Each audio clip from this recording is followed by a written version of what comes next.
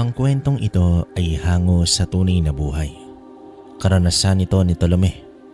Walang eksaktong taon. Lugar ng Cordillera. Bago natin simulan ang kwento, paki-like at share ng video natin mga kabaryo. At huwag nyo rin kalimutang mag-subscribe bilang pagpapakita ng suporta sa ating channel.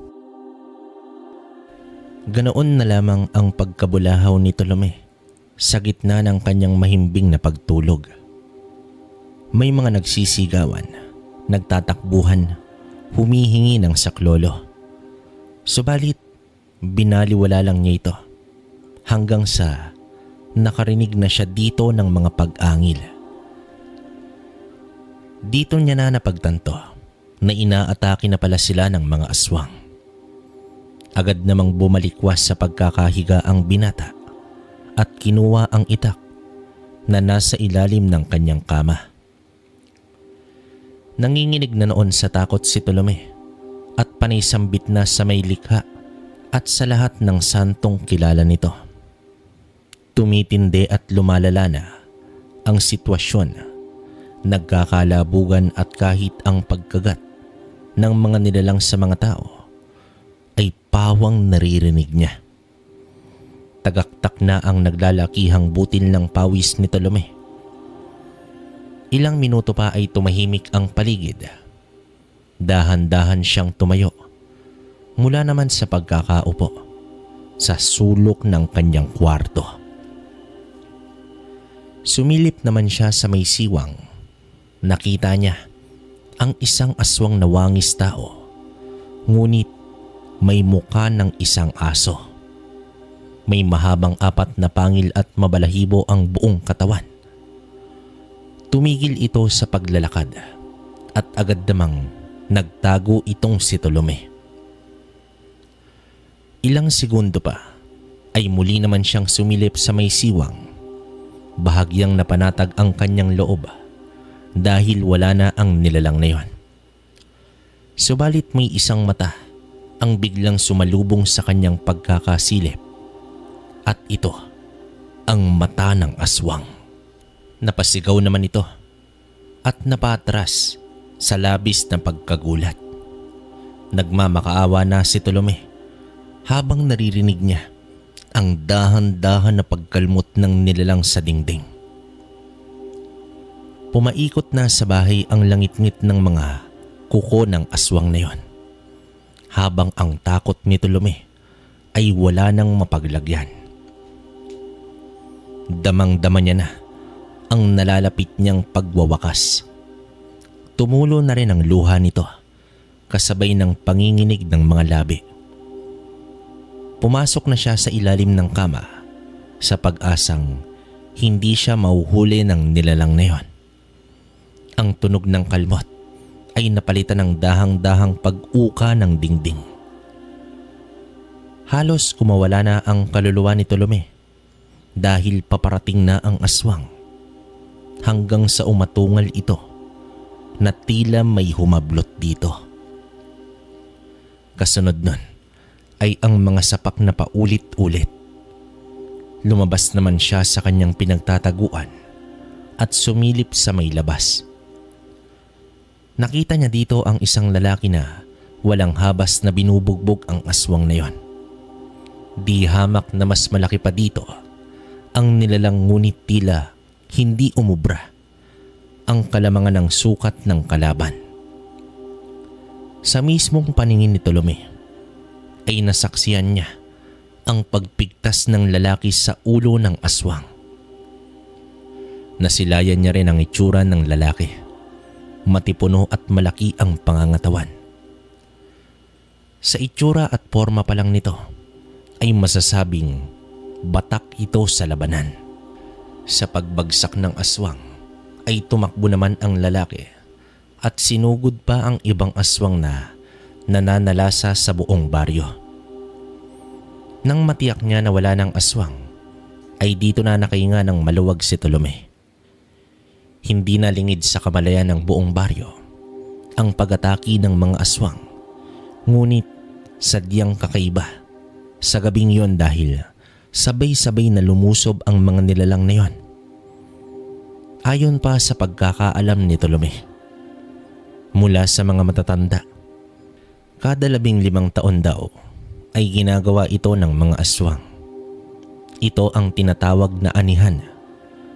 Parang palay na inaani ng mga aswang ang mga tao para sa kanilang kumakalam na sikmura. Sa pagsapit ng umaga, tumambad kay Tolome ang nagkalat na mga bangkay ng tao. Ngunit kahit isang senyales o bakas ng mga aswang ay wala naman silang natagpuan. Tila ba may luminis at kumuha sa mga ito? Tanging paghihinagpis na lamang ang nadama ng mga taong nawala ng pamilya. Sa patuloy na paglalakad ni Tolome ay nadako naman siya sa mga nagkukumpulang kapitbahay. Narinig niya na pinag-uusapan ang tungkol sa lalaking nakipaglaban sa mga aswang. Marami din palang nakakita dito. Biglang sabat naman dito ni Tolome at ibinahagi ang kanyang karanasan nang mailigtas siya ng lalaking yon. Nag-iba naman ang itsura ng mga nakarinig dahil kilala nila si Tolome na panay biro at kahit kailan hindi ito nagseryoso. Iniisip ng mga tao na nakikisabay lang sa kwentuhan ang binata. Samantala, isang misteryo naman sa kanila ang katauhan ng taong tumulong at nagligtas sa buong baryo. Nagkaisa ang lahat sa paniniwalang isang antingero ang nasabing lalaki. Gayunpaman, nagtulong-tulong ang lahat sa pag-aayos ng mga bangkay. Konting description lang, kabaryo. Si Tolome ay isang binata na mahigit 30 anyos na. Mag-isa lamang ito sa buhay. Sumulpot lang ito sa baryo bilang kargador sa palengke. Madali lang siya nakilala sa lugar dahil palakaibigan at mahilig itong magbiro. Para bang hindi ito seryoso kapag kinakausap at nauuwi lang sa biruan. Nasa mahigit 1 dekada na rin siyang naninirahan sa baryo. Kung ano-ano lang ang trabaho nito upang mabuhay hanggang sa nalulong na ito sa sugal ng sabong. Lagpas 1 buwan din bago bumalik ang sigla ng baryo. Unti-unti itong bumangon sa trahedyang sinapit nito. Isa sa nagbalik ang pasugalan ng sabungan. Sa araw na iyon ay tila dinagukan ng malas itong si Tolome. Lahat kasi ng tinayaan niya ay talo. Naglakad siya pa uwi habang naglilita niya sa kanyang sarili hanggang sa may napansin siyang lalaki na gumagawa ng kubo. Ilang metro mula sa daan. Sinipat niya itong maigi at laking gulat na lamang niya dahil ang lalaking yon ay ang taong nakipaglaban sa mga aswang. Mawalang galang po. Magandang hapon, bagong kapitbahay. Pagbati naman dito ni Tolome. Magandang hapon naman. May kailangan ba kayo? Tugon naman dito ng lalaki. Ikaw nga? Ikaw nga ang lalaking nakita ko. Ako nga pala si Tolome. Namamanghang wika naman ito. Ako naman si Ramon. May sasabihin ka pa ba? May ginagawa pa ako eh. Sambit naman dito ni Ramon. Nais kong magpasalamat sa iyo. Kung hindi dahil sa ginawa mo, malamang nasa ilalim na ako ng hukay ngayon. Maraming salamat talaga. Natutuwang wika naman dito ng binata. Ayon lang ba? Wala yon. Ayos lang yon. Sige na, may gagawin pa ako. Tugon naman dito ni Ramon. Dahil sa galak, imbis na umuwi, ay bumalik sa dinaanan si Tolome at ipinagsabi ang tungkol kay Ramon. Subalit walang naniwala sa kanya dahil puro kalokohan lang naman itong si Tolome. Napakamot na lang siya sa ulo at iniwan ang mga tao.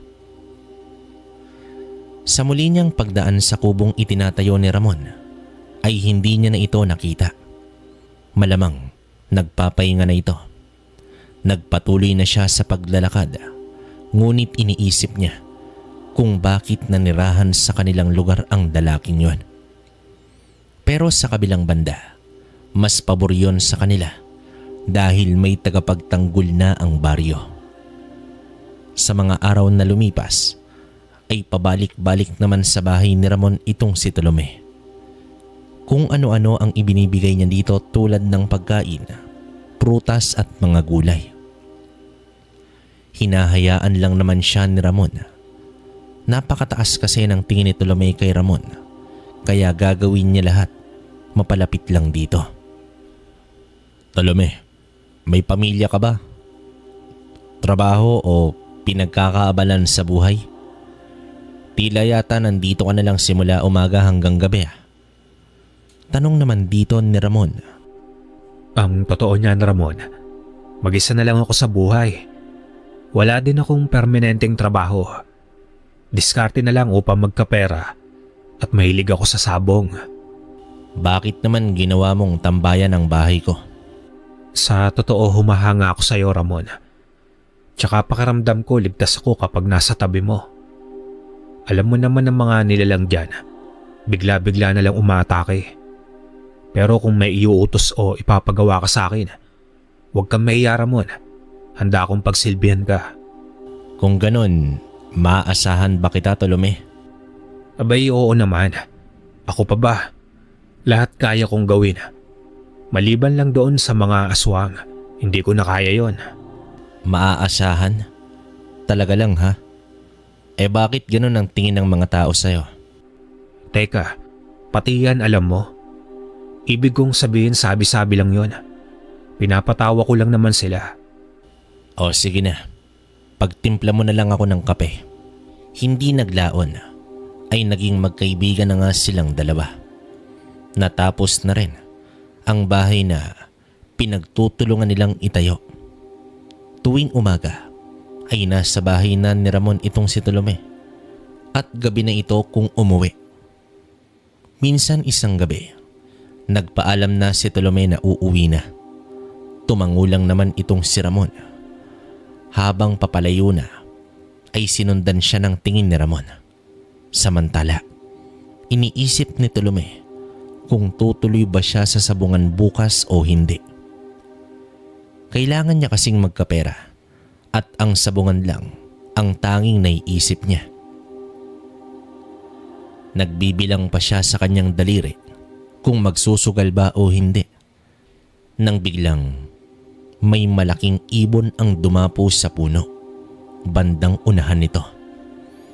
Napahinto naman si Tolome at nakita niyang nakaharap sa kanya ang napakalaking ibon. Animoy kasing laki na ito ng pabo. Wala pa naman siyang nasisipat sa kanilang lugar na ganoong klaseng kalaking ibon. Nag-iba na ang pakaramdam dito ni Tolome. Humugot muna siya ng lakas at tumakbo ng mabilis pabalik sa bahay ni Ramon. Rinig na rinig niya ang pagkumpas ng ibon, senyales na sinusundan siya nito. Nagsisigaw na siya at humingi na ng saklolo hanggang sa may anino na sumalubong sa kanya, at dito nakita niya na binangga nito ang ibon.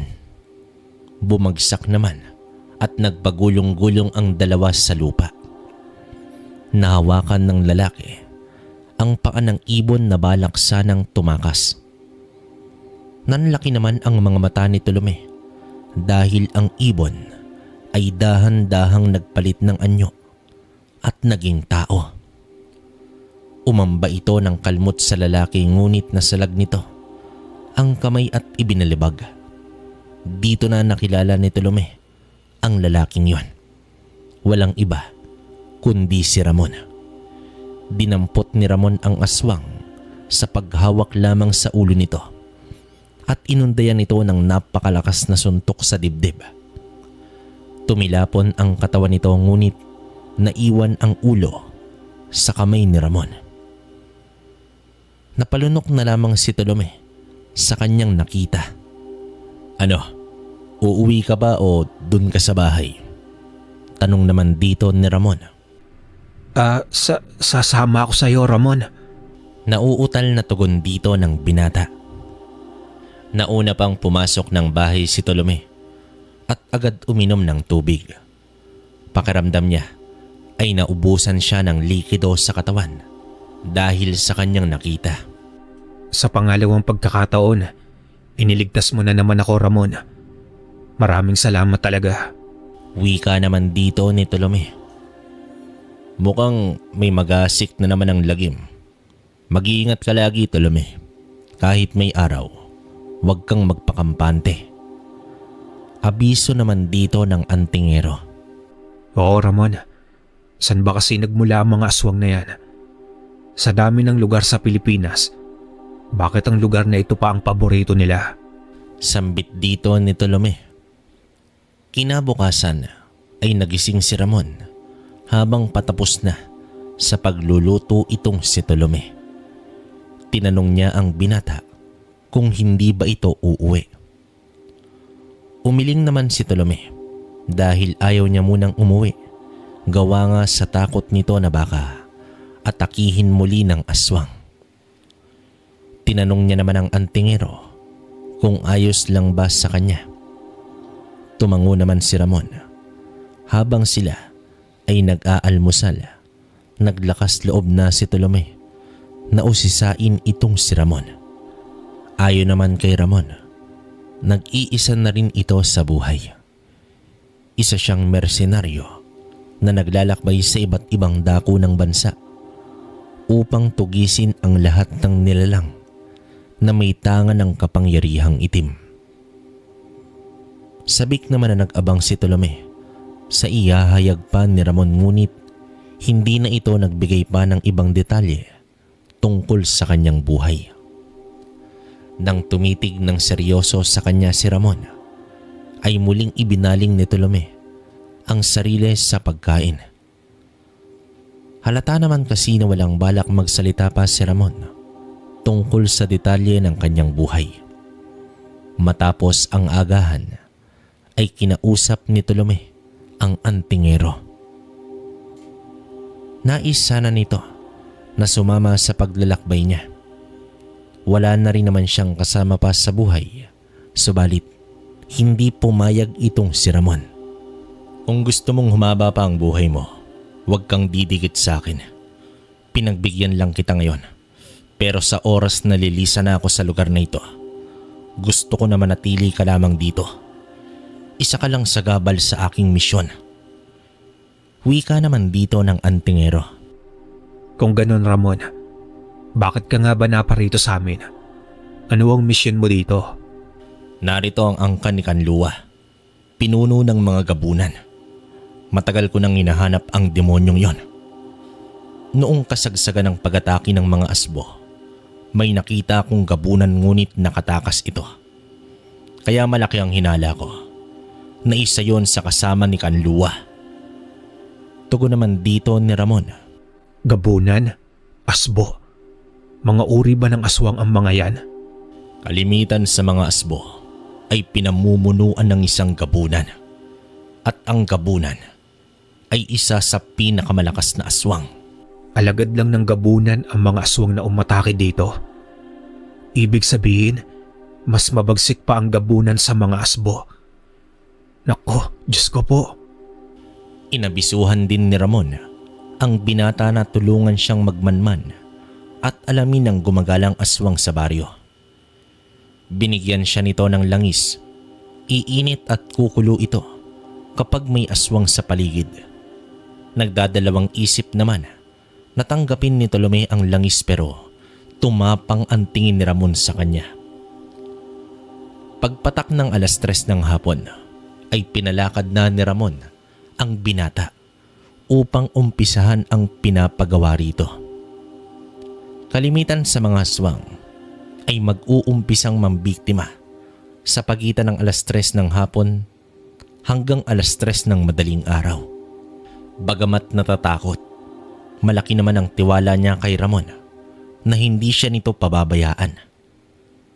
Ginamit naman niya ang oras upang makipagkwentuhan, pero hindi talaga niya mapigilan ang sarili na magtungo ng sabungan, subalit mas namutawi sa kanya ang iniuutos ni Ramon. Kaya naman naglibot-libot na lamang si Tolome sa paligid ng sabungan hanggang sa nakita niya ang isang kaibigan at napasarap ang kwentuhan. Nang biglang uminit ang bulsa ni Tolome kung saan naroroon ang garapa ng langis. Sa paglinga niya sa paligid ay hindi niya naman matukoy kung alin sa mga ito ang aswang dahil sa napakaraming tao. Binalot na rin siya ng takot, baka kung anumang oras ay atakihin siya ng aswang. Nagmadaling umalis itong si Tolome at nagtungo agad kay Ramon. Inilahad niya dito na may aswang malapit sa may sabungan. Magaling, Tolome, malaking bagay ang impormasyon mo. Ipagpatuloy mo lang yan. Mas mapapadali ang paghahanap ko sa mga demonyo kung may katulong ako. Maraming salamat, kaibigan. Wika naman dito ni Ramon. Nagtungo naman ang kusina si Tolome upang magluto na ng hapunan. Kinakausap niya si Ramon, ngunit walang sumasagot. Sa paglingon niya ay wala na pala ang antingero. Nagpatuloy na lamang siya sa kanyang ginagawa.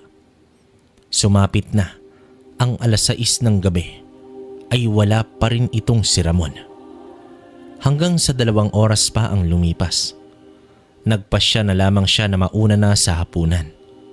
Akmang susubo na siya ay biglang bumukas ang pinto. Halos humiwalay ang kaluluwa ni Tolome sa gulat. Dumating pala si Ramon. Ayon dito, sinundan niya ang aswang, ngunit nakumpirma niya na mag-isa lang ito at isang pangkaraniwang aswang lamang. Hindi na rin niya pinatagal pa ang buhay nito at agad niya na itong pinaslang. Tila nawalan na ng gana si Tolome sa mga sinabi ni Ramon. Niyaya na lamang niya itong kumain. Kinabukasan ay nagpaalam na ang binata sa antingero upang bisitahin muna niya ang kanyang bahay. Ilang linggo na rin kasing hindi niya ito nauuwian. Sa kanyang pagdating sa bahay ay laking pagtataka niya dahil nakita niya sa may silong na may nabungkal na lupa. Sinundan niya ito at nakita niyang napakahaba ng bungkal na yon. Wala naman siyang ideya kung sino ang may gawa nito. Sinuri niya ang loob ng bahay. Baka magnanakaw ang gumawa, ngunit maayos naman ang mga gamit at walang nawawala. Sa pagbalik niya kay Ramon, dito niya inilahad ang kanyang naobserbahan.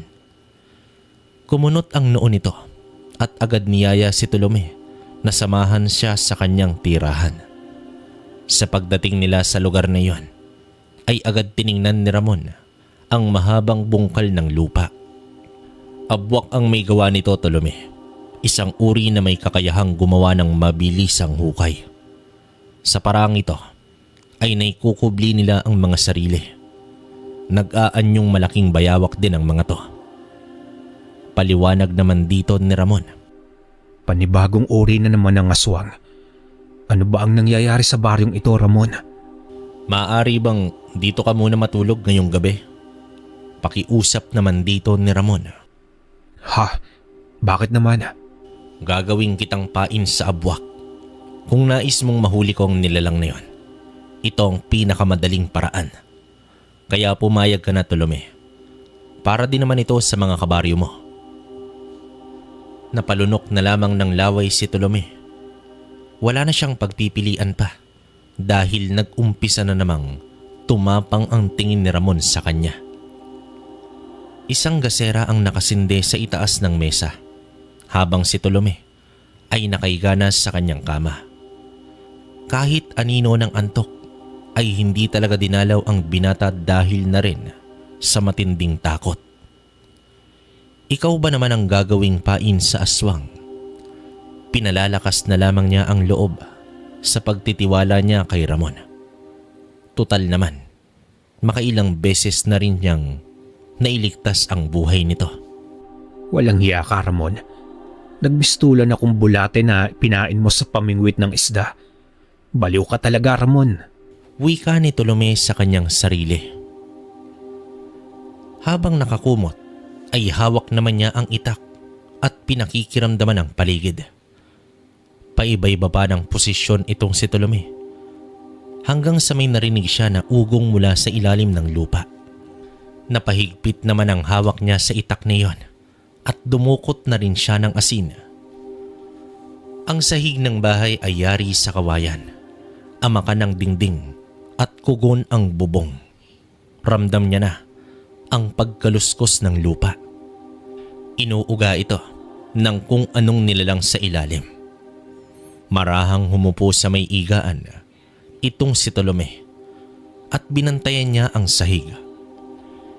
Hindi naman niya ito sinilip kundi pakiramdam lang talaga hanggang sa nabali na ang iilang piraso ng kawayang sahig. Lumangit-ngit na ito na para bang may umahon. Lakas loob niya itong sinabuyan ng asin. Umatungal ang nilalang na yon at nagpupumiglas at bumalik sa may silong. Pero hindi pa rin dumating itong si Ramon. Samantala, nasa isang puno lang malapit sa bahay ang antingero. Nagmamasid lang ito. Hindi naman talaga pain ang ipinapagawa niya kay Tolome, kundi nais niya itong harapin ang takot ng binata at matutong lumaban. Umaangil na ang abwak at pinagsisira na nito ang sahig. Hindi naman ito makabuelo dahil sa mga asin na patuloy isinasaboy ni Tolome. Ramdam na ng binata ang paikot-ikot na nilalang sa ilalim. Galit na din ito sa ginagawa ng binata. Hanggang sa mismong sahig na nasa ilalim na ng kama ang inatake ng nilalang na yon. Naubos na rin ang asin niya kaya ang itak na lamang ang tanging sandata. Sa pagpapatuloy ng pangyayari ay nakagawa na ang abwak ng malaking butas sa may sahig. Sapat ito upang tuluyan niya nang mapasok ang bahay. Malalim na paghinga ng nilalang na yon ang narinig ni Tolome sa ilalim ng kanyang kama. Tiyak, nakapasok na ito sa loob ng bahay. Tagaktak na ang kanyang pawis hanggang sa biglang bumulaga ang abwak sa tapat mismo ni Tolome. Agad niya naman itong pinagtataga ng walang tigil. Napatras na ang aswang na yon at patuloy pa rin itong sinusugod ni Tolome. Nahinto lamang siya nang makita niya na tumarak na sa bungo ng aswang ang kanyang hawak na itak. Nasa harapan niya ang duguan at nakadilat na nilalang na yon. Takot na takot itong si Tolome, ngunit dinaan na lamang niya ito sa sigaw. Buong lakas niyang binunot ang itak at tinaga sa leeg ang nilalang na yon. Gumulong ang ulo nito sa lupa. Dito napatras itong si Tolome habang bumagsak naman ang katawan ng abwak. Tapos na pala ang laban. Mukhang nahuli yata ako. Wika naman dito ni Ramon. Nang masilayan ni Tolome, ang kaibigan ay dito na siya nawala ng malay. Maliwanag na ang paligid ng magising ito. Nasa bahay na pala siya ni Ramon. Agad naman siyang bumangon at nakita niya ang antingero na naghahanda na ng almusal. Hoy Ramon, bakit mo ako pinabayaan kagabi? Muntik na akong malapa ng aswang. Bakit Ramon? Bakit? Tumigil ka na nga dyan, Tolome. Kaya mo naman palang lumaban eh. Tama lang yung desisyon ko. Lingid naman sa kaalaman ni Tolome na ang itak na ginamit niya ay may usal na unang salita ng Diyos. Nakatakot-takot na sumpa ang dulot nito sa isang uri ng aswang. Sa oras na matamaan ka nito, kahit isang beses lang, wala na itong kakayahang lumaban pa. Sa umaga ding yun, ay inilahad ni Ramon ang mga mutyang tangan niya.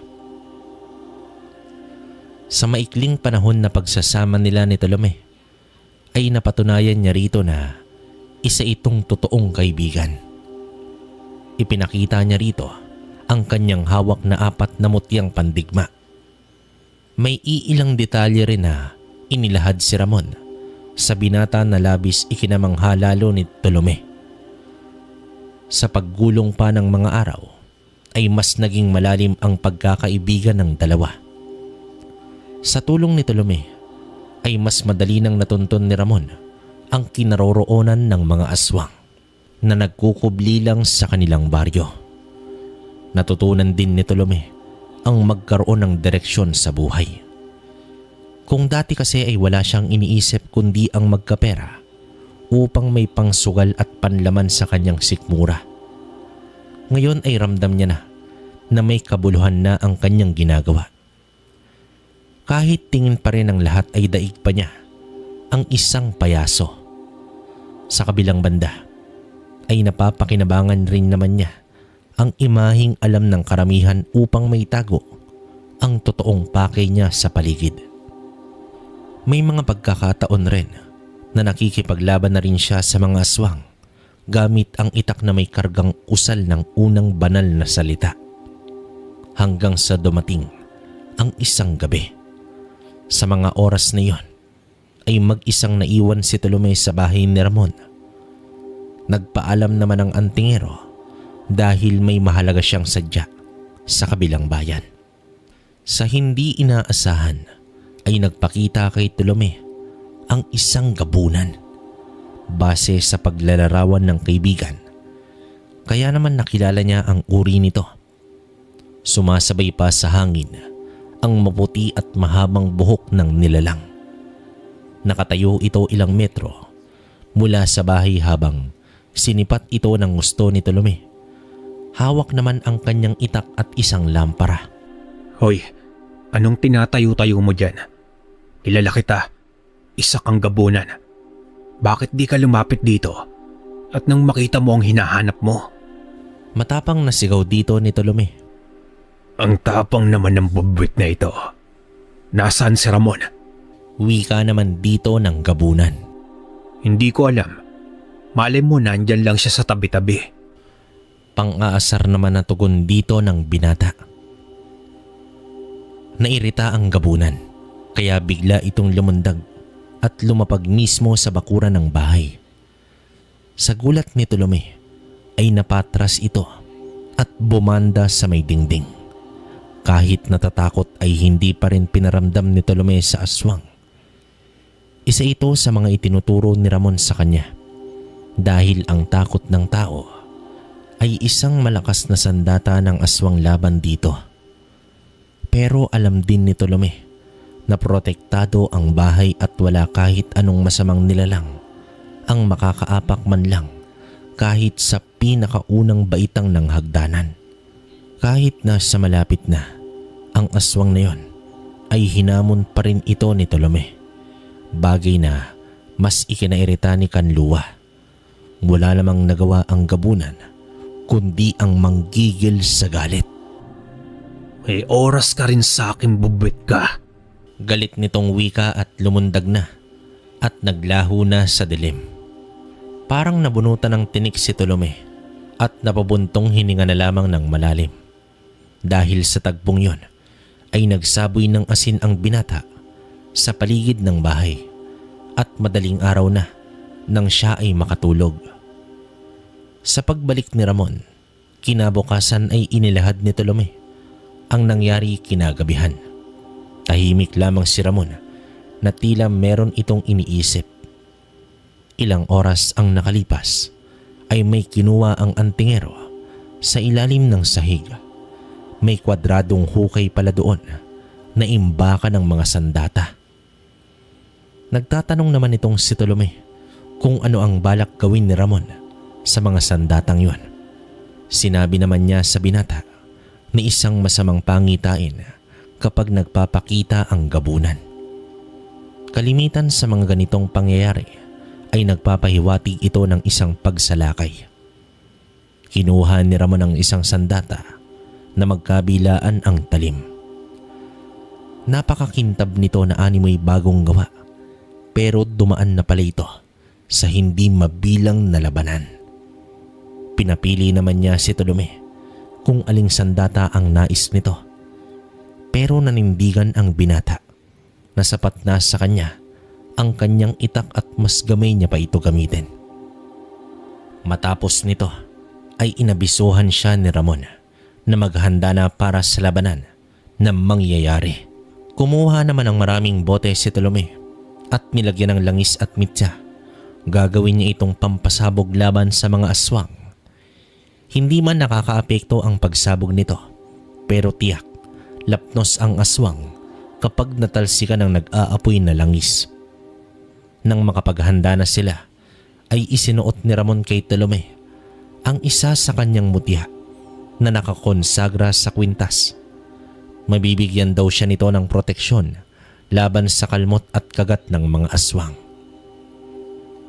Matiyagang nag-abang ang magkaibigan sa posibleng mangyari sa gabing yon.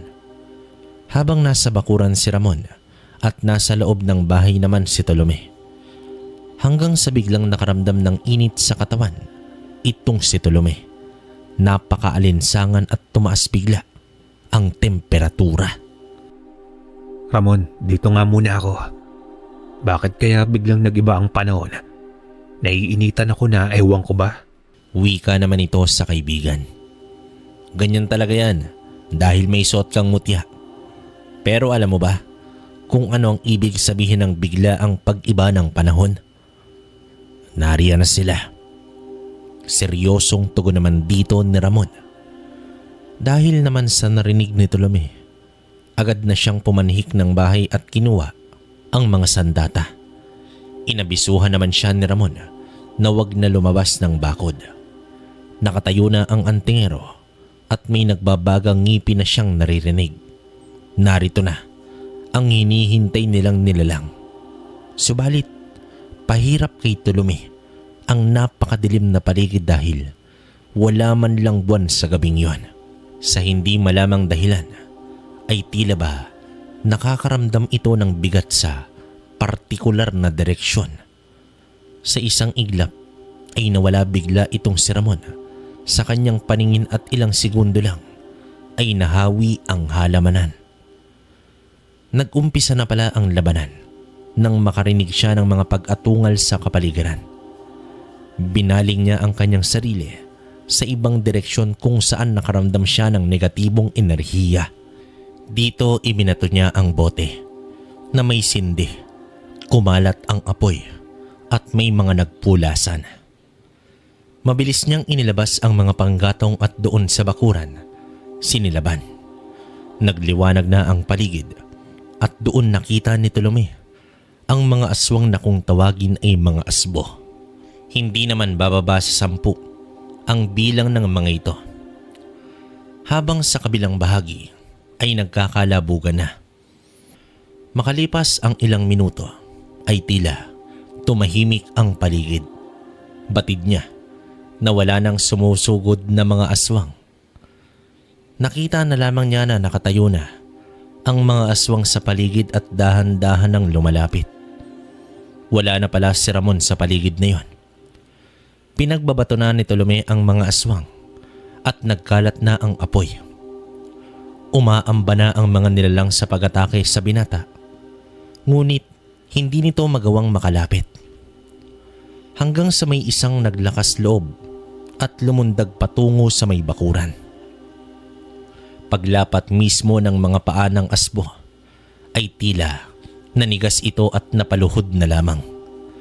Sa hindi malamang dahilan ay nanginig ang buong katawan nito, dahilan upang bahagyang napatras ang iilang kasama. Humarap ang asbo kay Tolome na sobrang galit. Pilit itong gumapang pero tila ba may enerhiyang pumipigil dito. Dito na lumapit si Tolome at agad tinaga ang nilalang na yon. Tinamaan ito sa may balikat dahilan sa pag-angil nito ng malakas.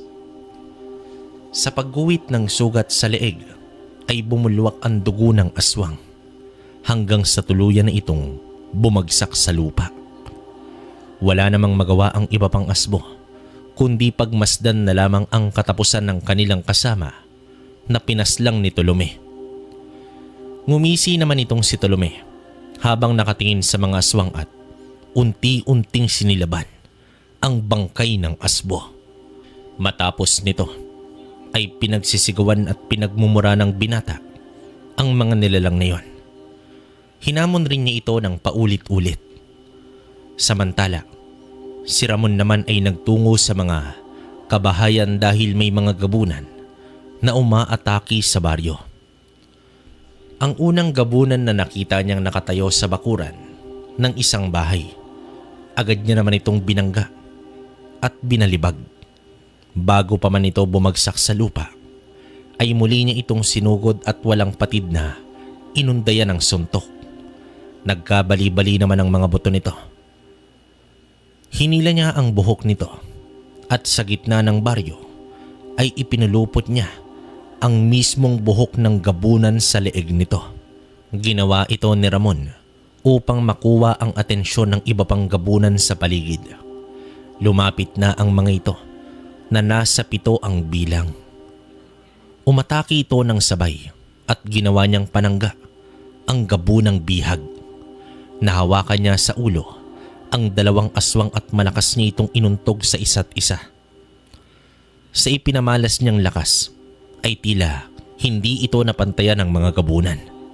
Kahit lamang pa ang bilang ng mga ito, partida, hindi pa siya gumagamit ng sandata. Sinasalo lang ni Ramon ang mga matatalas na kuko ng mga aswang. Isa-isang napabagsak ng antingero ang mga gabunan. Nang masiguro niya na wala ng banta sa baryo, ay agad na siyang bumalik sa bahay. At doon niya nakitang sumisigaw itong si Tolome habang hinahamon ang mga aswang. Tumakbo ng mabilis ang antingero at agad inataki ang mga asbo. Parang dinaanan ng napakalaking bola ang mga nilalang at isa-isang bumagsak. Dito na rin lumabas ng bakod si Tolome at nakipaglaban sa mga aswang. Matapos ang tagpong yon, ay labis na nagpapasalamat si Tolome dahil sa mutyang ipinahiram ni Ramon sa kanya. Ibabalik na sana niya ito pero hindi ito tinanggap ng antingero dahil hindi pa tapos ang laban. Buhay pa ang iba at lalong-lalo na si Kanluwa. Samantala, umuwi ng bahay si Tolome upang linisin ang paligid nito. Matataas na ang damo at nagkalat na din ang mga tuyong dahon.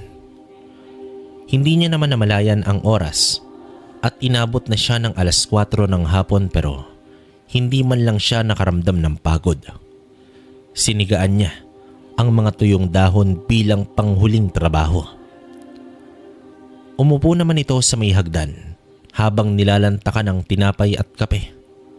Sa pag-inom niya ng kape ay natapon ito dahil bumulaga sa kanya itong si Kanluwa sa tapat mismo ni Tolome. Bigla naman siyang sinuntok dahilan upang mawasak ang hagdan at napasubsob siya sa may silong. Hinila ng aswang ang kanyang mga paa at inihagis. Nasaan yung tao pa si Kanluwa pero napakalakas nito. Subalit sa lahat ng ginawa ng aswang ay tila ba hindi nakaramdam ng matinding sakit ang binata. Nang mahawakan ng aswang ang kanyang balikat ay agad siyang gumante ng suntok. Nayanig ang aswang at napatras ito. Ramdam ni Tolome ang taglay ng mutya na nasa kanya. Sawang-sawa na akong matakot sa mga kagaya mong demonyo. Sige, laban. Galit na wika naman dito ni Tolome. Matapang ka na ngayon dahil sa tangan mo. Pwes, tignan natin kung hanggang saan ang kaya mo. Tugon naman dito ni Kanluwa. Inundayan siya ng sunod-sunod na pag-atake. Nahirapan sa pag-ilag si Tolome dahil sa bilis gumalaw ni Kanluwa.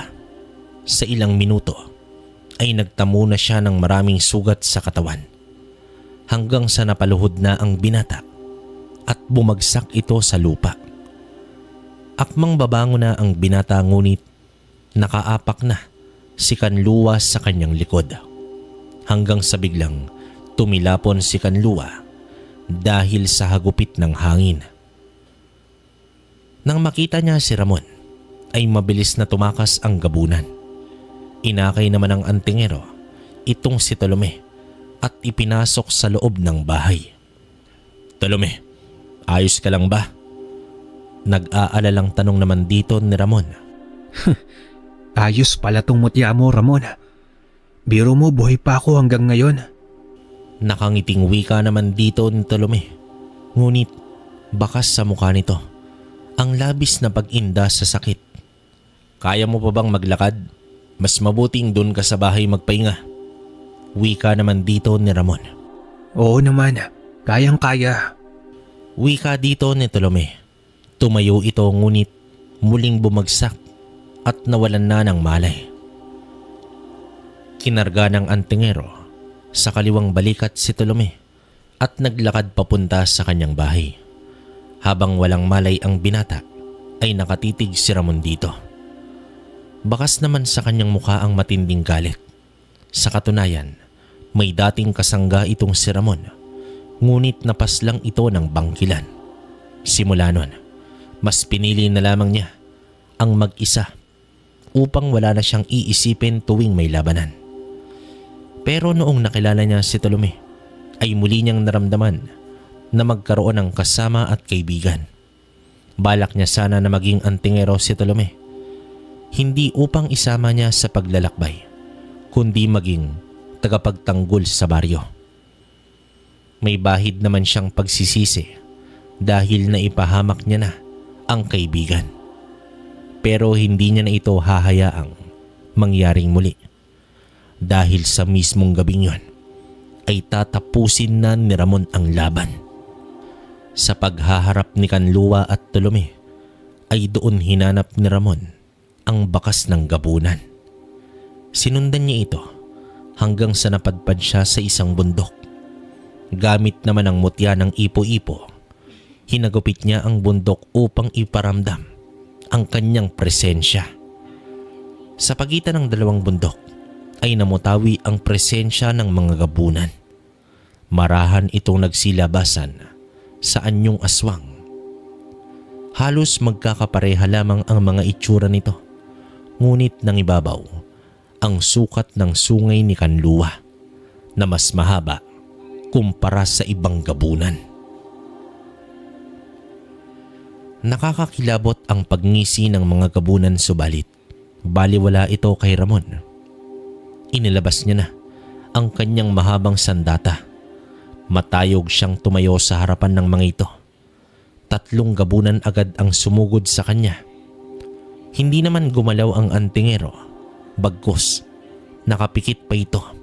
Sa halos 5 metro na lamang ang pagitan ay biglang nagliyab ang mga aswang na yon. Isang napakatinding apoy ang lumabas sa kaliwang kamay ni Ramon. Bagay na ikinagulat naman ng mga aswang.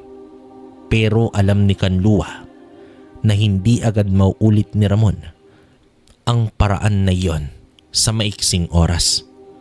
Kaya naman inatasan niya na ang mga kampo na sugurin siya ng sabay-sabay. Dumagundong na ang lupa sa pagsugod ng mga gabunan. May nagsilundagan pa at napakabilis ng kilos ng mga ito. Dito na nagbuno ang tingero laban sa mga gabunan. Malakas din ang loob ni Kanluwa dahil maraming antingero na ang napabagsak niya. Pero alam ni Ramon na mas malakas siya kesa sa pinuno ng gabunan. Lalo pa at lagi siya nitong tinatakasan. Pero sa pagkakataong ito ay bibigyan niya na ng sentensya si Kanluwa. Isa-isa nang bumagsak ang mga alagad ng pinuno hanggang sa tumambad sa harapan ni Kanlua ang pagpugot ni Ramon ng ulo sa huling alagad nito. Nanlaki ang mga mata ni Kanlua, kaya naman nagpakawala siya ng malakas na tigalpo. Subalit sinalag lamang ito ni Ramon. Ito na ang huli na matatakasan mo pa ako, Kanlua. Ibibigay ko sa iyo ang sintensya ng kalangitan. Sambit naman dito ni Ramon. Umatake si Kanlua, sabay takas, ngunit isang ipo-ipo ang sumalubong sa kanya, dahilan upang bumagsak ito sa lupa. Dinampot siya ng antingero at dito ibinalibag. Ibinagsak din ni Ramon ang sandata sa lupa at nilabanan si Kanlua ng mano-mano. Sa mga sandaling ito ay wala nang kalaban-laban pa ang gabunan. Napaluhod na ito sa lupa, subalit matapang pa rin at hindi ito nagpatinag. Ano na, Ramon? Hanggang pagsapak na lang ba ang magagawa mo? Sa oras na tuluyang maghilom ang mga tama ko, babalatan kita ng buhay. Hindi ko na patatagalin ang walang kwentang buhay mo, demonyo ka. Akmang tatayo muli ang gabunan ng sambitin ni Ramon nang magkakasunod ang unang tatlong salita ng Diyos. Biglang nanigas si Kanlua. Naging kulay puti ang mga mata at nag-umpisang tumigas ang katawan. Napatingala ito sa kalangitan at nagbitiw ito ng pinakahuling pag-angil. Tuluyang naging bato si Kanlua at agad na sumabog at naging pulbos na tinangay ng hangin. Sa pagdilat ng mga mata ni Tolome ay napakaliwanag na. Bumangon naman siya at hinanap si Ramon. Kahit papaano ay bumuti na ang lagay nito. Nakita niya naman ang antingero na nakatayo sa may bakuran. Ramon, aalis ka ba ulit? Huwag kang magtagal dahil babalikan pa natin si Kanlua. Sisiguraduhin kong tapos na siya sa akin ngayon. Wika dito ng binata. Tolome, ipinagkaloob ko na sa iyo ang mutya ng pangil ng kalabaw. Pangalagaan at pagyamanin mo yan. Hayaan mo at matutuklosan mo din ang kabuuan ng taglay ng mutyang yan. Aalis na ako at hindi na babalik pa. Wika naman dito ni Ramon. Teka lang, bakit ka aalis? Hindi mo ba kaya ang pinuno ng gabunan? Mabilis na wika naman dito ni Tolome. Wala na si Kanlua at ikaw na ang magpoprotekta sa baryong ito. Gaya ng sinabi ko sa iyo noon, hindi magandang manatili ka sa aking tabi. Ikinalulugod ko na maging kaibigan kita. Hanggang sa muli, kaibigan. Pamamaalam dito ni Ramon. Mabilis naman itong tumakbo at sa paglundag ng antingero ay tila tinangay ito ng hangin at tuluyan ng naglaho. Sa paglisan ng antingero, dito napagtanto ni Tolome na unti-unti pala siyang sinanay ng kaibigan upang maging isang ganap na antingero. Sa hindi inaasahan ay nasa kamay niya na ang kaligtasan ng mga tao laban sa mga masasamang nilalang. Humayo man ang kaibigan pero naging dahilan naman ito upang magkaroon ng direksyon ng kanyang buhay. Inayos at mas pinalaki pa ni Tolome ang bahay na iniwan ni Ramon. Kung sa bagay, isa din naman siya sa gumawa nito, kaya hindi na masama na angkinin niya ito. Sa bawat araw na lumipas ay nananatili ang proteksyon sa buong bahay ni Ramon. Malungkot man na iniwan na siya ng kaibigan niya, pero alam naman niya na tinutupad lang nito ang responsibilidad bilang isang antingerong mersenaryo. Hindi man niya tinukoy kung hanggang saan ang kapangyarihan ni Ramon, pero alam niya na napakalayo pa niya sa ganoong estado at gagawin niya ang lahat upang matutunan ang buong taglay ng kanyang mutya na ipinagkaloob ng kaibigan. Napapangiti na lamang si Tolome dahil sa kanyang pangungulit kay Ramon ay naging antingero na ito. Ang dating matatakutin at walang pakialam sa mga tao ay tuluyan ang nagbago. Kahit ganoon pa rin ang tingin ng lahat sa kanya ay hindi nabale. Basta't ang mahalaga ay tutuparin niya ang huling habilin ni Ramon. Isang araw, napadaan si Tolome sa may sabungan. Napapangiti na lamang siya habang pinapakinggan ang hiyawan ng mga taong manunugal. Pero hindi gaya ng dati, hindi na nagkaroon pa ng interes itong si Tolome sa sugal na sabong. Bagkus, sinubukan niyang magkaroon ng matino at regular na trabaho. Pero lingid sa kalaman ng lahat na ang taong sa tingin ng lahat ay puro lamang kalokohan, ay siya na ang nagpapanatili sa kapayapaan sa buong baryo.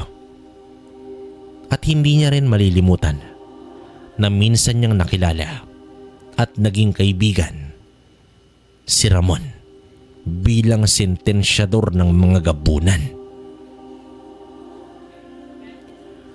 Ang kwentong ito ay nagpapaalala sa atin sa isang pagkakaibigan na hindi inaasahan.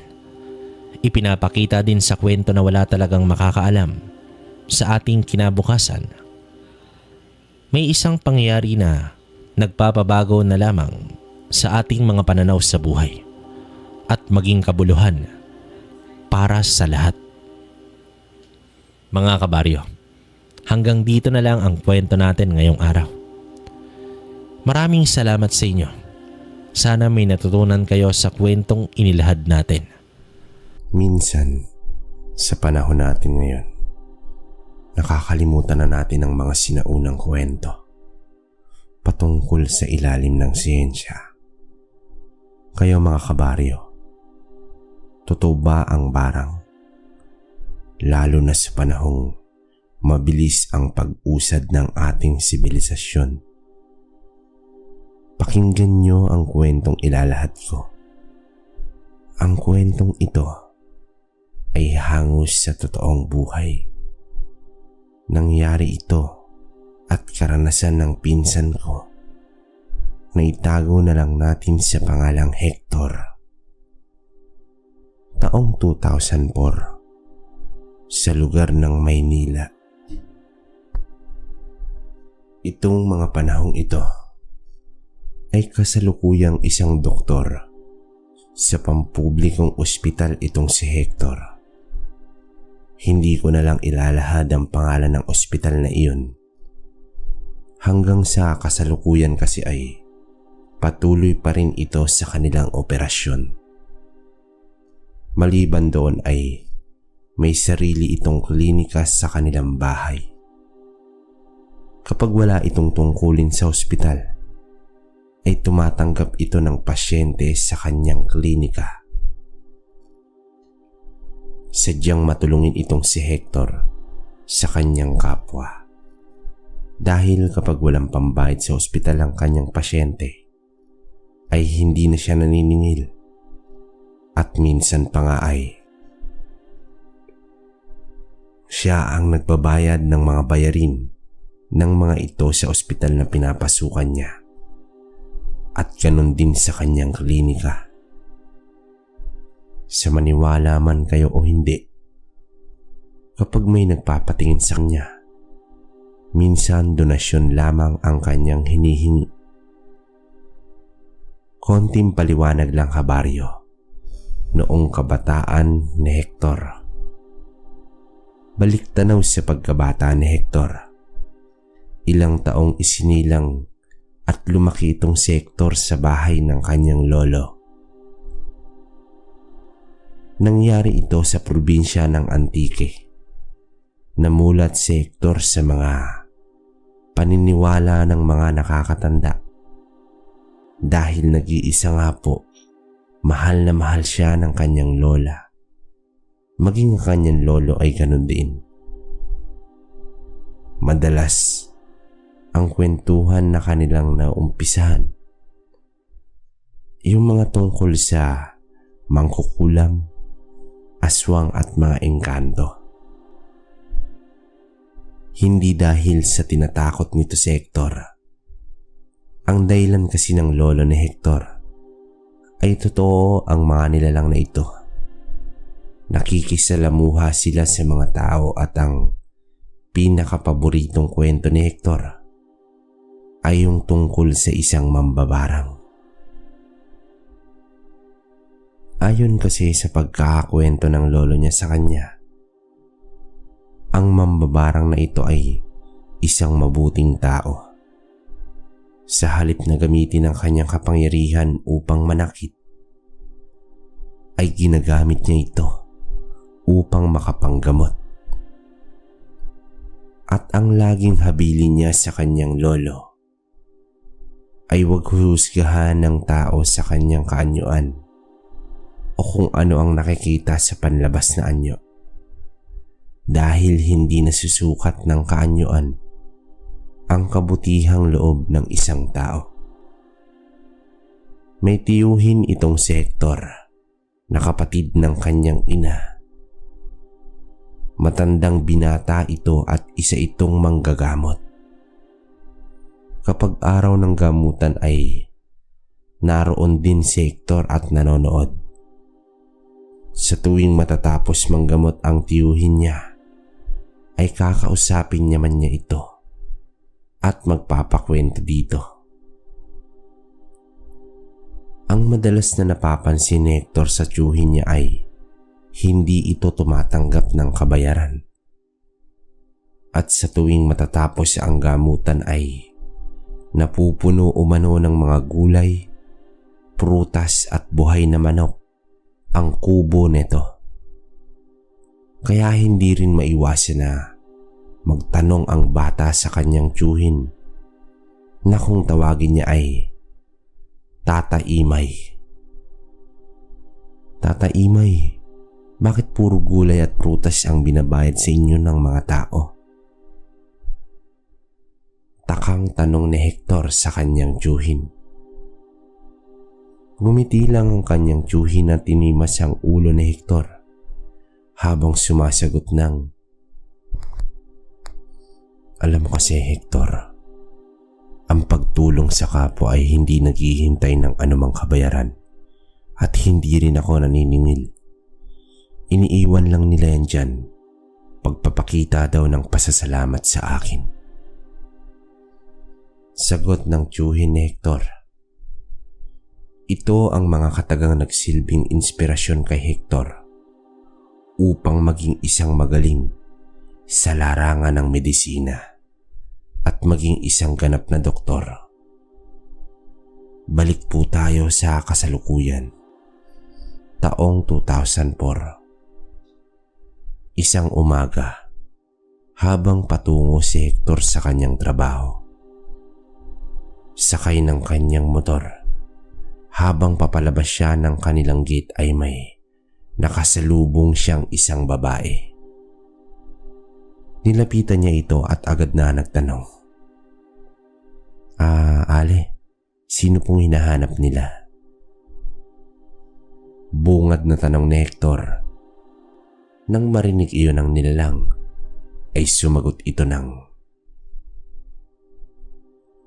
dito po ba ang bahay ng doktor na si Hector? Balik na tanong ng babae. Ako po ang hinahanap ninyo. Ano pong may tutulong ko sa inyo? Muling tanong ni Hector. Nais raw umano magpatingin ng babaeng iyon. Nang marinig ni Hector iyon ay tiningnan niya ang kanyang relo. Nakita niya na maaga pa naman. Kaya dali-daling binuksan niya ang kanyang klinika at pinapasok ang babaeng iyon. Ang hindi alam ni Hector na ito pala ang tagpong magbabago ng kanyang paniniwala. Sinimulan niyang tingnan ang kalagayan ng babae at tinanong niya ito kung ano ang kanyang mga nararamdaman. Imbis na sumagot ay ipinakita ng babaeng iyon ang kanyang tiyan na may tumutubong mga bukol. Sinuri ito ni Hector at sinabing sugat ito na impeksyon. Ngunit sumagot ang babae na ito. Ito din daw ang sinabi sa kanya ng 3 doktor na kanyang mga napuntahan. Sinuri na din daw siya sa laboratorio, ngunit wala silang makitang sakit. Ipinakita pa ng babae ang mga papel na naglalaman ng mga resulta ng kanyang pagsusuring pinagdaanan.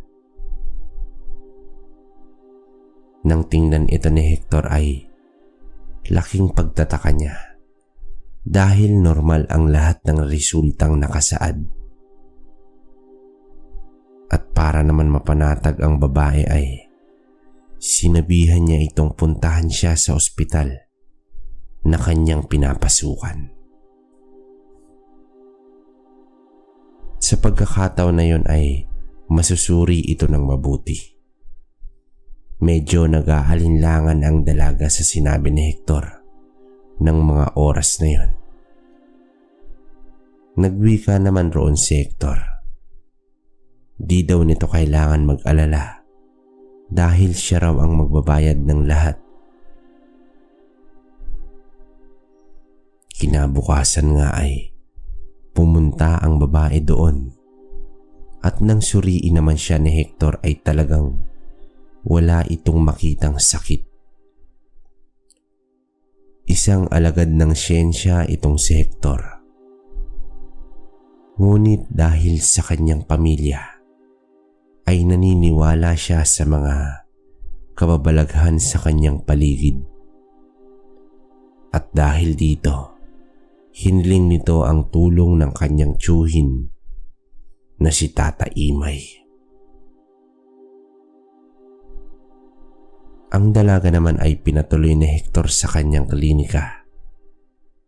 Pagkakita pa lang ng tiyuhin ni Hector sa dalaga, ay agad na nitong natukoy ang karamdaman ng babaeng iyon. Naku, nabarang ang pasyente mo, Hector.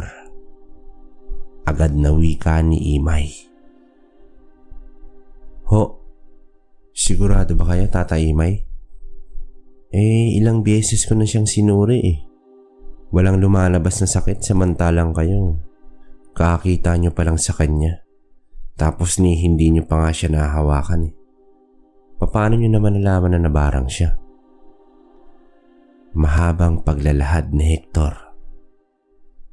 Nang marinig iyon ni Tata Imay, ay agad naman itong nagwika kay Hector ng may mga bagay na hindi kayang ipaliwanag ng siyensya o hindi saklaw ng iyong pinag-aralan. Ang mga sakit na dulot ng sumpa ay hindi nyo makikita kailanman sa mga makinarya nyo at sa mga pagsusuri ninyo. Paliwanag nito at agad na naglabas ng gamit ang tiyuhin ni Hector.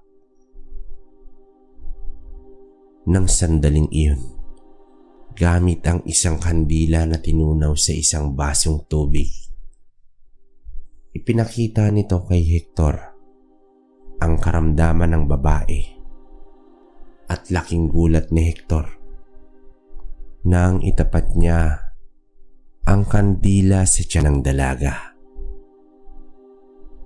Nakita nito mula sa tiyan ang nabubulok na tila inuuod na laman ng babae. Nang tingnan muli ito ni Hector, nang wala ang kandila at basong iyon, ay wala naman iyong nasilayan. Bagay na hindi maipaliwanag. Nang dahil sa kanyang nasaksihan, ay tinawagan niya ang isa sa kanyang mga kasamahang espesyalista upang pumunta sa kanyang klinika. Ilang minuto pa ang lumipas Agad na dumating naman iyon. Nagwika ang kasamahan ni Hector at laking gulat nito nang makita nito ang tiyuhin ni Hector. Sino yang mga yan? Bakit may manggagamot dito sa bahay mo? Sunod-sunod na tanong nito. Bago kita sagutin, gusto kong itanong sa iyo. Naniniwala ka ba sa barang? Tanong ni Hector dito. Ano namang kalokohan yan, Hector? Pinapunta mo ako dito para lang tanungin ng ganyan? Siyempre hindi. Hindi totoo yun, ano ka ba? Doktor tayo. Wika nito kay Hector. Pero nagsalita ang tiyuhin ni Hector. Ikaw na mismo magpatunay kung totoo o hindi ang barang. Kinuha ulit ng tiyuhin ni Hector ang kandila na nilusaw sa tubig at itinapat ito sa dalaga. Lumapit ka, iho. Ikaw ang tumingin.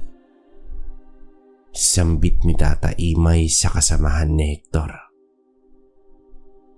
Ilang segundo lang noon ay nanlaki ang mga mata nito dahil sa nakita niya at nagwika ito ng papaano napunta ang mga uod sa katawan nito at bakit pag wala ang kandila ay hindi rin ito nakikita ang mga insekto. Nga pala, kabaryo, maisingit ko lang. Noong sandaling iyon, samot-saring mga insekto ang napapaloob sa katawan ng babae. Bukod kasi sa uod, meron din doon na alupihan, bangaw at maging salagubang. Kaya noong una ay hindi makapaniwala si Hector, maging ang kasama nito. Balik po tayo sa kwento. Anong klaseng mahika ito, Hector? Aalis na ako. Wala akong oras sa mga ganitong kalokohan. Wika noon ng kaibigan ni Hector. Ngunit nang palabas na sana ito, ay agad naman itong pinigilan ni Hector. Sandali lang mag-usap tayo. Mag-usap tayo ng masinsinan. Pagdating nila sa labas ng klinika ay agad namang nagsalita si Hector. Naalala mo pa ba yung babaeng dinala ko sa pagamutan? Yung babaeng nakaraang araw pa ay tanong ng tanong. Tanong ni Hector. Oo. Yung negative ang lahat ng resulta. Ano namang kinalaman ng babaeng yun dito, Hector? Patanong na wika ng kasama ni Hector. Alam mo, siya kasing babaeng yun. At hindi rin ako makapaniwala. Kasi ang alam ko, kwento lang yan ng mga matatanda eh. Pero ayan, kita mo naman. Meron akong buhay na patunay na totoo ang barang at kulam. Paglalahad ni Hector. Ano? Naihibang ka na ba, Hector? Naririnig mo ba sarili mo? Doktor tayo. At lahat ng dapat nating sabihin ay may mga basyan at paliwanag. Ngayon, paano mo ipapaliwanag yung mga uod at iba't ibang uri ng insekto na nakita natin sa katawan ng babae? Sige nga, sabihin mo. Tanong nito kay Hector.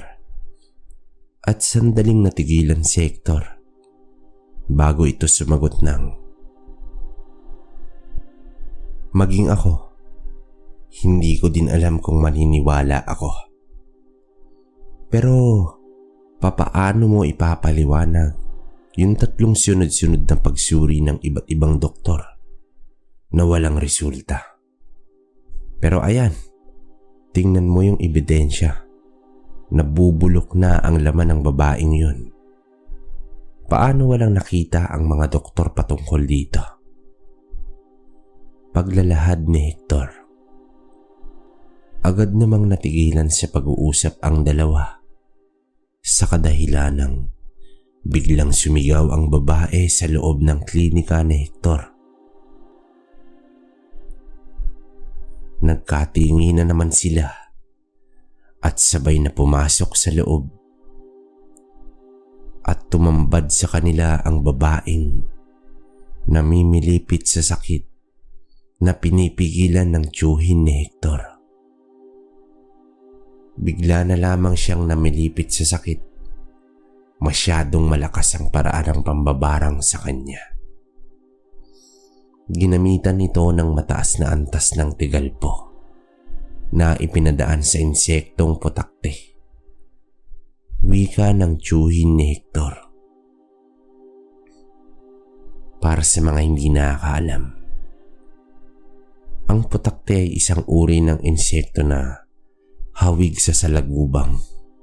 Mas maliit lang ito at kulay itim. Makamandag din ng mga putakting iyon dahil sa usal na kinarga ng mambabarang. Kapag nga nakagat ka nito ay tiyak na 1 minuto lamang mararanasan mo ang mataas na lagnat at kumbulsyon na dulot nito. Sa ibang kaso naman ay maraming mamamatay sa agat ng insektong ito. Laking gulat naman ang 2 doktor nang sabihin ng tiyuhin ni Hector ang mga iyon dahil sa kanilang pinag-aralan ay hindi nila natanggap na nangyayari ito sa totoong buhay at sa mismong harapan pa nila nangyayari. Paano ginamit ang putakte? Paano ito nailagay sa katawan ng biktima? Takang-takang pagtatanong ng kaibigan ni Hector. May isang ritual ang mga mambabarang na kung tawagin ay usal ng kamatayan. Ginagamitan ng dasal ng mambabarang upang pasunurin ang isang uri ng insekto at papasukin ito sa loob ng katawan ng isang tao. Pagpapaliwanag ng tiyuhin ni Hector. Pero imposible pa rin, wika ng isa na hindi pa din ito kumbinsido sa mga sinasabi ng tiyuhin ni Hector. Hindi kita pipiliting maniwala, pero nasa iyo na kung ano ang iisipin mo. Pero ipapayo kong manood ka hanggang matapos ang gamutang ito. Wika ng tiyuhin ni Hector. At agad na itong nagsagawa ng isang ritual para sa panggagamot. Pinausukan niya ang kanyang pasyente at nag-usal ng kung anong dasal sa isang baso ng tubig at agarang ipinainom dito. Maya-maya ay nawala ng malay ang dalaga at saksing buhay ang 2 doktor nang may kung anong insekto ang lumabas mula sa tenga nito. Heto na ang pruweba na sinasabi ko sa inyo. Ayan, tingnan ninyo. Wika ng tiyuhin ni Hector habang pinapakita ang isang malaalupihang insekto na nakasilid sa isang maliit na garapon.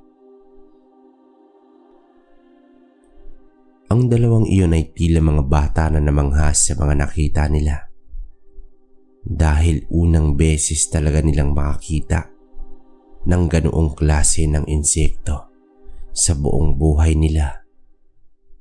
At napansin ni Hector na may sinulid na nakatali sa pinakapuno nito.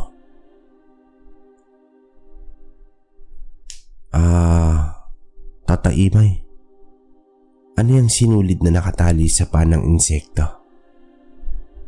Takang tanong ni Hector. Ayan ba? Yan ang gagamitin natin para mahuli ang mambabarang na sumalbahe sa babaeng ito. Tugon ng tiyuhin ni Hector. Hiniling nito kay Hector na maupo sa tabi ng dalaga at hawakan ang garapon na may lamang tila maraming abo. Hector, magtiwala ka sa akin at sa iyo ko pasasanibin ang kaluluwa ng mambabarang. Hindi ko na rin kasi pwedeng gamitin ang katawan ng dalaga. Gawa ng sobrang hina na nito. Wika ng tiyuhin niya sa kanya. Bagaman may takot ay nagtiwala lamang siya sa kanyang tiyuhin. At sinimulan na ng tiyuhin niya ang ritual para hulihin ang mambabarang. Ilang segundo pa ang nakalipas nang wala nang malay si Hector. Maya-maya pa ay nagising din ito. Huwag mong subukang pangmanlaban dahil hawak ko na ang kaluluwa mo. Hindi ka na makakawala dyan. Sarado na ang lahat ng lagusan na pwede mong takasan. Kaya kung ako sa'yo, magsalita ka na lamang. Wika ng tiyuhin ni Hector. At ang kaibigan naman ni Hector ay nagtataka sa mga sinasabi ng tiyuhin nito. Kaya agad niyang tinanong kung sino ba ang kausap noon. Ang mambabarang, nasa loob na siya ng katawan ni Hector. Wika ng tiyuhin ni Hector at agad namang humagalpak ng tawa itong kaibigan ni Hector. Ngunit natigilan siya sa kanyang pagtawa nang magsalita ang kaluluwa na nasa katawan ni Hector. Alisin mo ko dito, manggagamot. Ipakita mo sa akin yung itsura mo. Wika ng nilalang na nasa katawan ni Hector. Agad namang ikinagulat ng kasama ni Hector dahil sa iba ang boses ng nagsasalita. Boses yun ng isang matandang babae. Bumalik ka sa upuan mo kung ayaw mong mapahamak. Galit na tugon ng tiyuhin ni Hector at nagsimula itong magtanong sa kung sinong nakasanib sa kanyang pamangkin. Bakit mo pinapahirapan ang dalagang ito? Ano ang kasalanan nito sa'yo? Tanong ng tiyuhin ni Hector. Sa palagay mo ba sasagutin ko ng mga katanungan mo? Wala ka sa lugar para magtanong. Manggagamot ka at hindi ikaw ang magpapasuko sa isang tulad ko. Wika nito sabay tawa ng nakakaloko. Ganun ba? E di subukan natin. Tugon ng tiyuhin ni Hector. Agad namang nag-usal siya ng isang dasal. Gamit ang daliri nito, itinusok niya iyon sa tiyan ng kanyang pamangkin. At bigla namang nanigas ang katawan ni Hector. Ani mo'y kinokuryente ito. Ano, hindi ka pa din ba magsasalita? Muling tanong nito ngunit umiling-iling lang si Hector.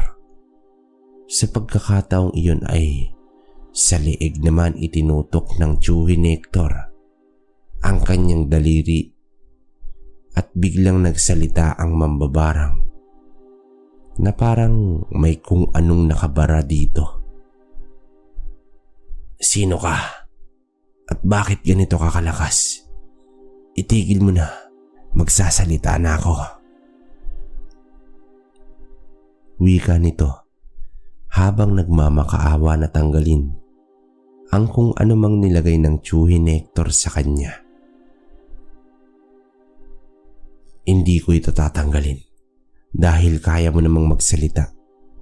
Kaya magsalita ka na. Ano ang kasalanan sa iyo ng dalagang ito? Paglalahad at tanong ng tiyuhin ni Hector.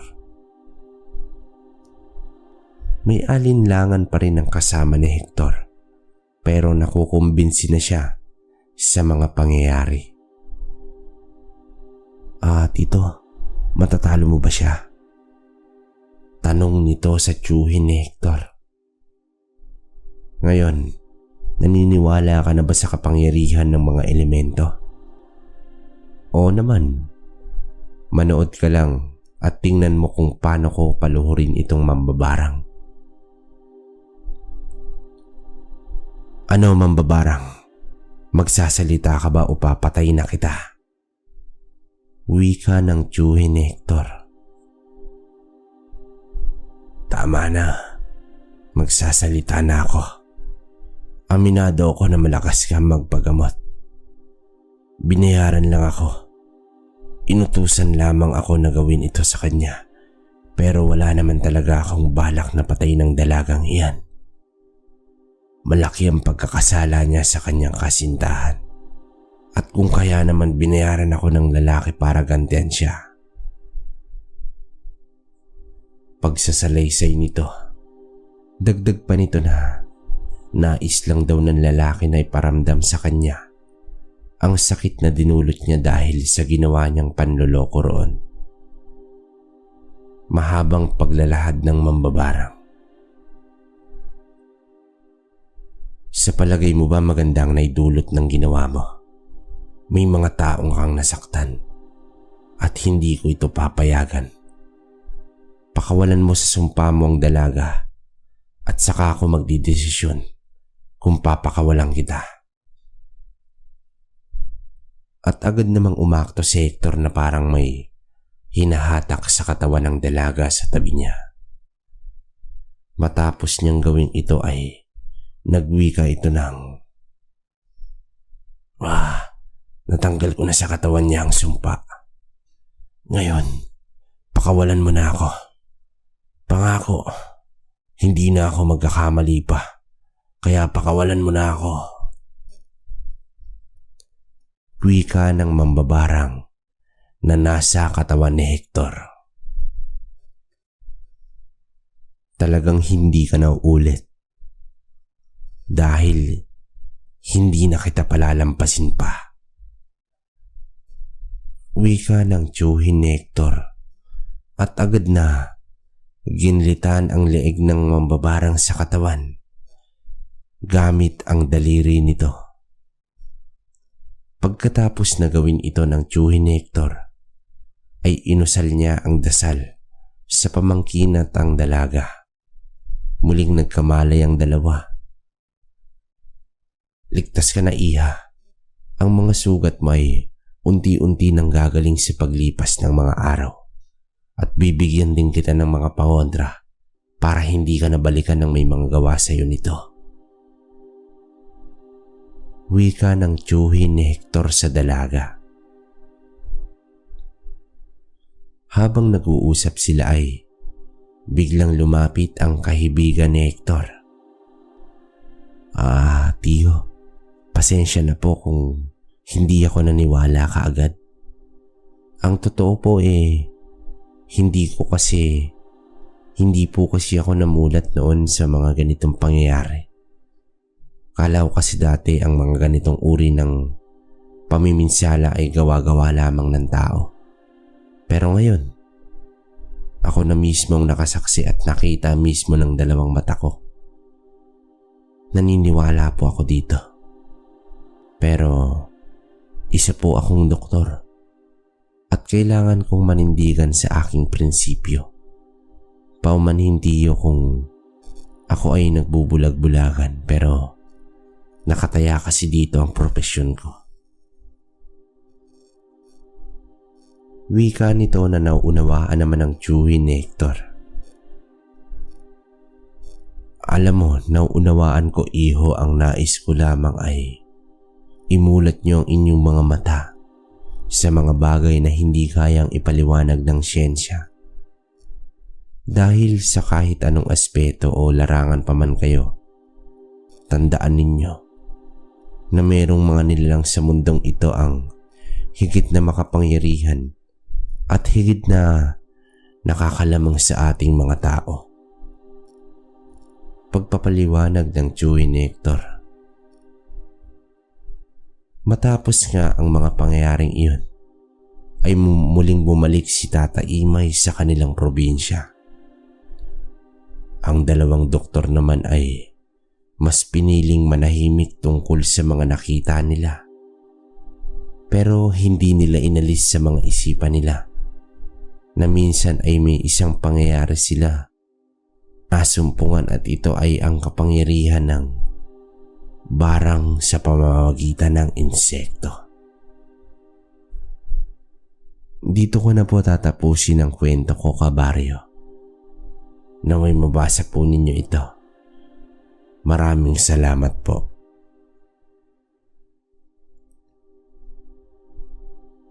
Okay, sige. Bago ko muna simulan yung komento ko rito sa kwento ni Hector, ito na muna yung pambawi ko sa inyo. Shoutout ko muna sina Tita Sereno, 31, Arlene Cools Besa, mga suki natin yan. Risa Eduria, Roslyn Dalopere, Freddy Eletorio Eriarato ba to? Ayun. Inday ng Paris. Charlene Gumansing 5360, Lourdes Grace Garde, Brain Omega, Uya Shaw TV, Jenny Golosino, Maria Celar,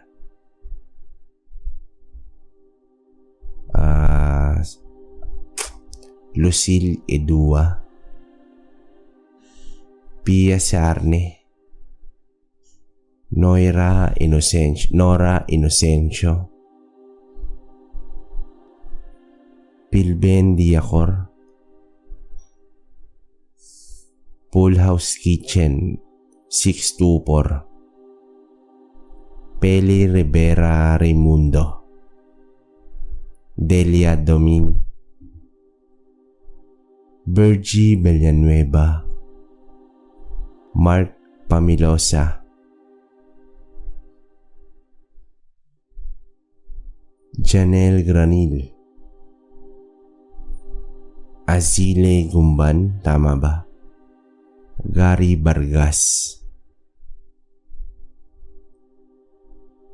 So yun na lang, meron pa ba? Wait lang, kabaryo, kasi naglo-loading. Ang dami kasing nagko-comment. Siguro ito. Yung last natin, si Ma'am Jenny ba to? Agildo. Yun, so ayun, comment ko rito sa kwento ni Hector. Ayun nga, no, hindi talaga sukatan yung kung ano yung meron tayo ngayon. Kasi ito nangyari to year 2000. Tapos tingnan nyo, isang doktor si Hector. Pero tama naman talagang nangyayari, di ba? Na kahit anong makinarya yung gamitin mo, kung ang sakit na nakabaon talaga sa pasyente is barang o kaya kulam, talagang di ba kadalasan naman yan, hindi nakikita, walang findings.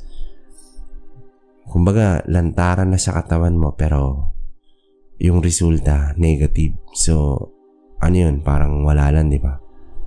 Yun, hindi rin masama na maniwala tayo sa ganyan. Kasi, sabi ko nga sa inyo, ako, mismong karanasan ng magulang ko, no? Saksing buhay din ako sa ganyan. Saka, siguro, ang magandang kwento rito talaga, yung sa tiyuhin ni Hector, si Tata Imay. Kasi yun yung manggagamot eh. Isipin nyo, di ba? Konti lang naman yung naging part niya sa kwento, pero yung ginawa niyang panghuhuli rin sa mambabarang. Kasi gumamit din siya ng, kumbaga yung insekto, di ba? Yun, so nakakabalib lang din yun. No? Feeling ko naman hanggang ngayon nag-i-exist to si Tata Imay kasi nga year 2004, di ba? Pati to si Hector kasi nga hanggang ngayon sabi nung pinsan niya hindi naman binigay yung pangalan ng ospital pero sa Maynila. So kayo na siguro manghula nun kasi kahit naman si sender hindi pinadala eh. So yun lang at nga pala mga kabaryo, salamat kasi yun nga medyo hindi naging okay yung pakiramdam natin. Ngayon medyo may ubot sipon pa tayo pero kaya na. Ayoko lang kasi natitengan tayo ng ganito na walang upload. Tapos pansin nyo minsan kagaya ngayon kumbaga sinuri ko muna yung story na binasa ko na pinadala kasi nga yung iba sobrang haba, baka mapwersa yung lalamunan ulit natin. So eto muna sa ngayon at siguro yung mga hindi ko na shoutout na iba mababasa ko naman yan, lahat naman nababasa ko kaya comment kayo sa baba kahit ano pa yan, kahit negative, positive, okay lang yan as long as nagko-comment kayo, ano na yan, okay na para sa akin. Sa ngayon, ito lang muna mga kabaryo.